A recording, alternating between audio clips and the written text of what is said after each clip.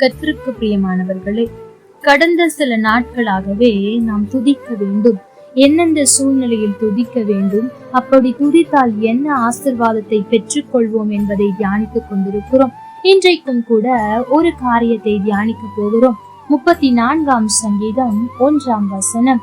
கர்த்தரை நான் எக்காலத்திலும் ஸ்தோத்தரிப்பேன், அவர் துதி எப்பொழுதும் என் வாயில் இருக்கும். எனக்கு பிரியமான தேவ பிள்ளைகளே, இந்த வார்த்தை தாவீதின் வார்த்தைகள். தாவீது இந்த வார்த்தையை வனாந்திரத்தில் இருக்கும் போதோ அல்லது சிங்காசனத்தில் நிம்மதியாய் அமர்ந்து கொண்டிருக்கும் போதோ இந்த வார்த்தையை சொல்லவில்லை. அவர் சொல்லுகிற சூழ்நிலையை பாருங்கள். அந்த அதிகாரத்திற்கு மேலே அந்த பிராக்கெட்டில் நீங்கள் வாசிப்பீர்கள் என்றால், தாவீது அபிமெலேக்குக்கு முன்பாக வேஷம் மாறின போது அவனால் துரத்தி விடப்படுகையில் பாடின சங்கீதம். அதாவது உயிர் பிழைத்தால் போதும் என்று தப்பித்து ஓடிக்கொண்டிருக்கிறான். அந்த சூழ்நிலையில் எல்லாருடைய எண்ணமும் எப்படி இருக்கும் என்றால், தப்பித்தால் போதும் என்ற எண்ணம் மாத்திரம்தான் இருக்கும். ஆனால் தாவீது அந்த சூழ்நிலையில் சொல்லுகிறார், கர்த்தரை நான் எக்காலத்திலும் ஸ்தோத்தரிப்பேன்.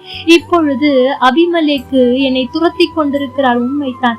அவரால் நான் துரத்தி விடப்பட்ட நிலைமையில் ஓடிக்கொண்டிருக்கிறேன், உண்மைத்தான். ஆனாலும் கூட நான் கர்த்தரை துதிப்பேன் என்று அவன் அங்கே முடிவு எடுக்கிறான். அதனுடைய ஆசீர்வாதங்கள் என்ன தெரியுமா?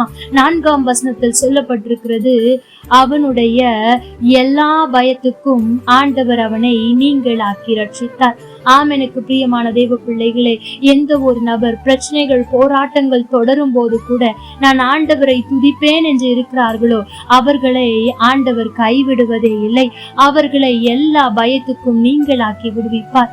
இரண்டாவதாக, அவர்கள் முகங்கள் பிரகாசம் அடையும். அவர்கள் ஒரு நாளும் வெட்கப்பட்டு போக மாட்டார்கள் என்று வேதம் சொல்லுகிறது.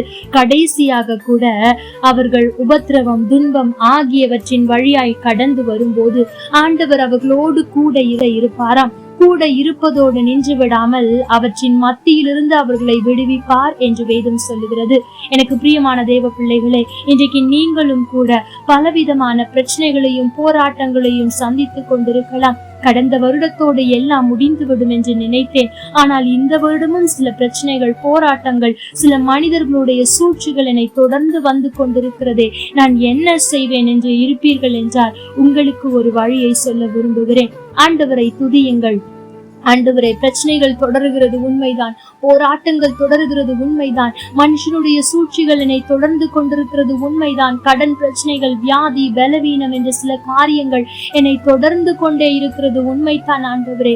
ஆனாலும் கூட நான் இந்த சூழ்நிலையில் உம்மை துதிப்பேன் என்று இருந்து பாருங்கள். நீங்கள் பயப்படுகிற எல்லா காரியத்திலிருந்தும் ஆண்டவர் உங்களை விடுவிப்பார். உங்கள் முகங்களை பிரகாசம் அடைய செய்வார். வெட்கப்பட்டு போவதே இல்லை.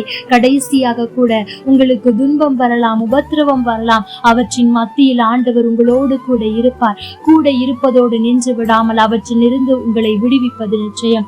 ஆகவே இந்த நாளில் ஒரு முடிவு எடுங்கள். பிரச்சனைகள், போராட்டங்கள் தொடரும் போது நான் துதியை தொடருவேன் என்று நிச்சயம் உங்களுடைய வாழ்க்கையில் நல்ல மாற்றம் உண்டாகும்.